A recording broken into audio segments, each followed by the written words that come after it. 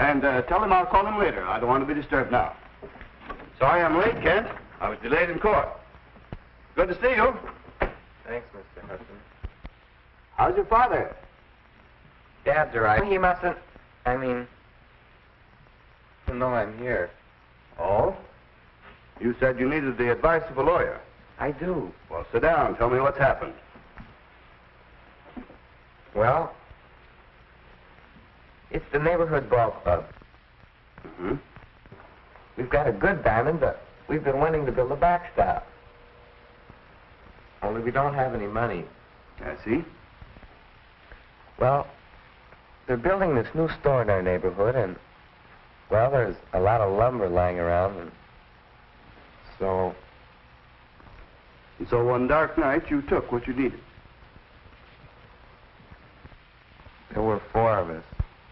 They don't know who took it yet, but they're raising an awful fuss.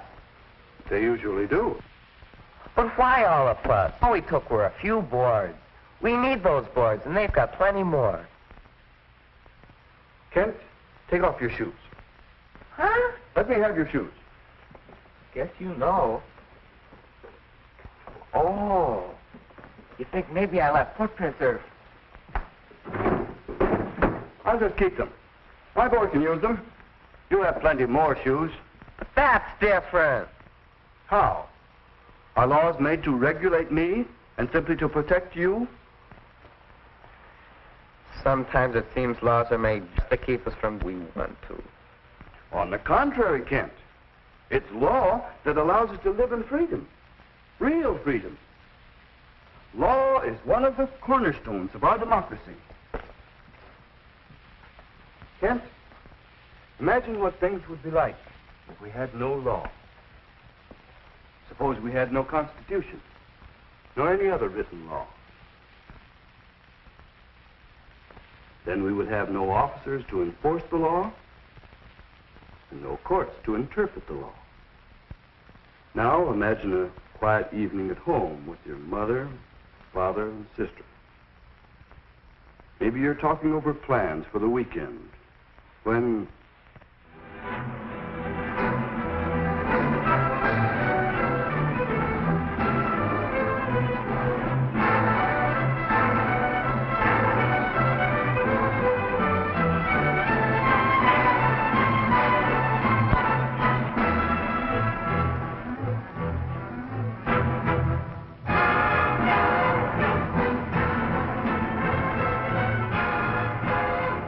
Gosh, that's like something out of a Western movie.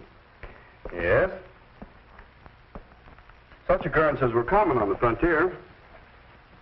Then men banded together as vigilantes to preserve the peace. And finally came the formal establishment of law and order. So you see, Kent, every one of us should have a deep respect for the law because of where we'd be without it. You mean law makes the difference between freedom and... Between freedom and license. Kent, you said you played baseball. Sure, shortstop. Play according to the rules? Why, sure, I see what you're driving at. We all didn't follow the same rules. Couldn't have a very good game. You couldn't have a game at all. Yeah, that's right. But where do we get so many laws? Well, you know where you'll find the law, thou shalt not steal. Sure, in the Bible. Oh. That law is over 3,000 years old. Here are some laws. They're not yet 1 year old. Laws are the result of human experience, Kent, and they're wiser than any man. Take Socrates. When Socrates was condemned to death, his friends urged him to escape. But he refused on the grounds that the law said he must die. And he accepted the law as being right. So we should respect the law because it represents the accumulated experience of men through the ages. Now here's another reason. Watch. What about it? It fell down.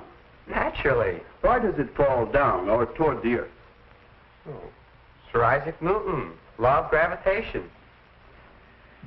My point is that an object falls to the earth, not because Newton passed a law, but because the universe is made that way.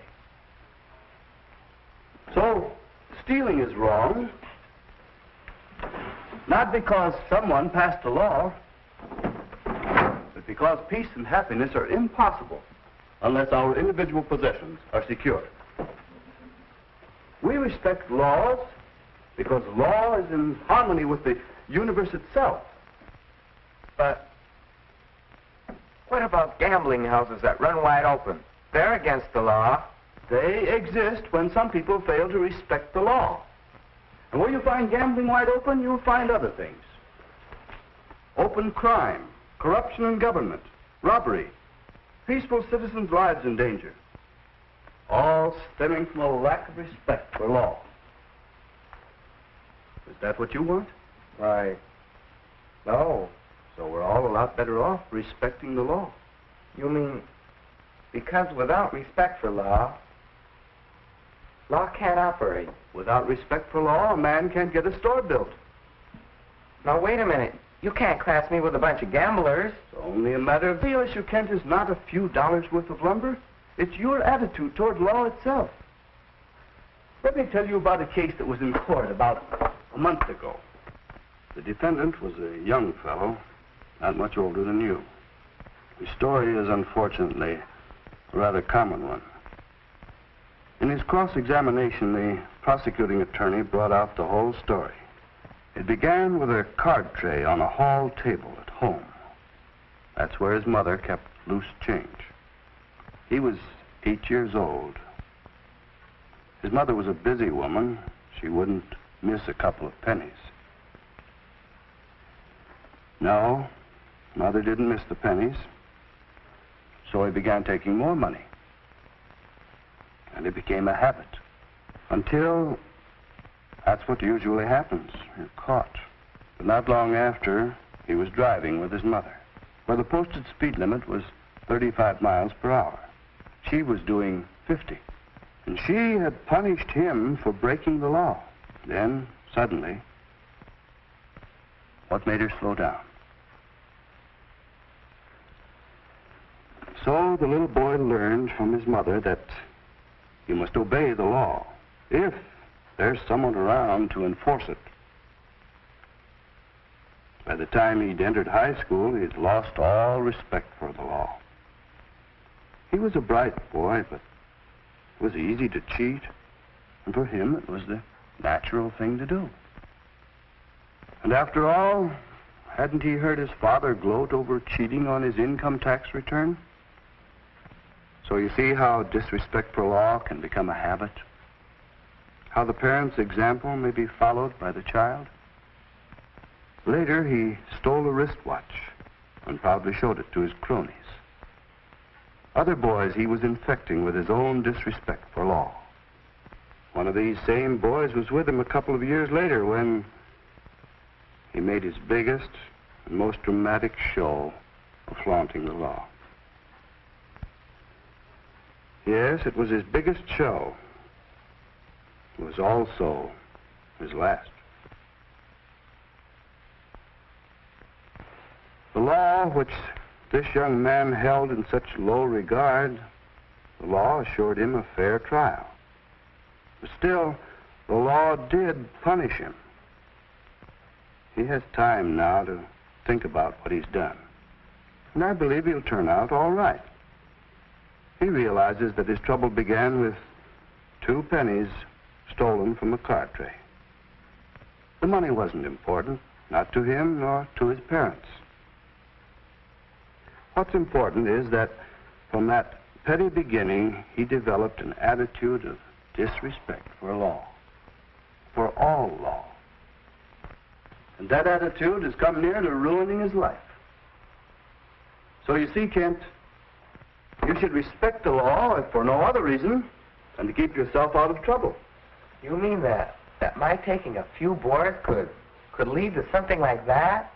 Couldn't it? Yeah, I guess it could, but Mr. Laws aren't just a matter of policemen and jails, Kent. We need them only as people disrespect the law.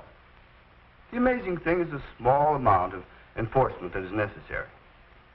That's the real proof of the rightness of law.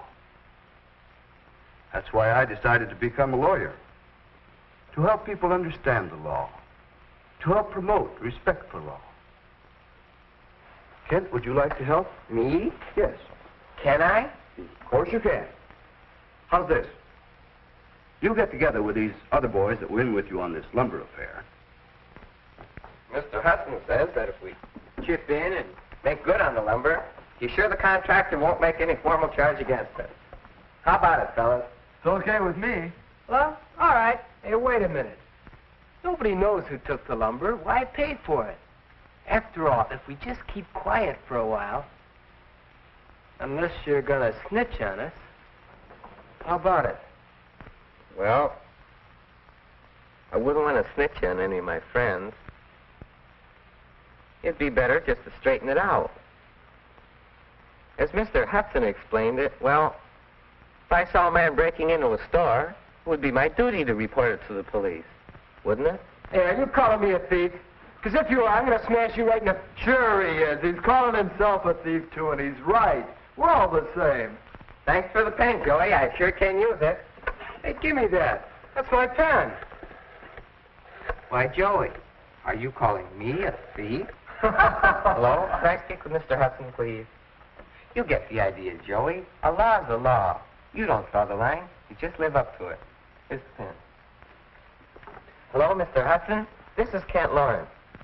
Yeah, the boys are here, and they decided to chip in and pay for the lumber. Yep, all of them.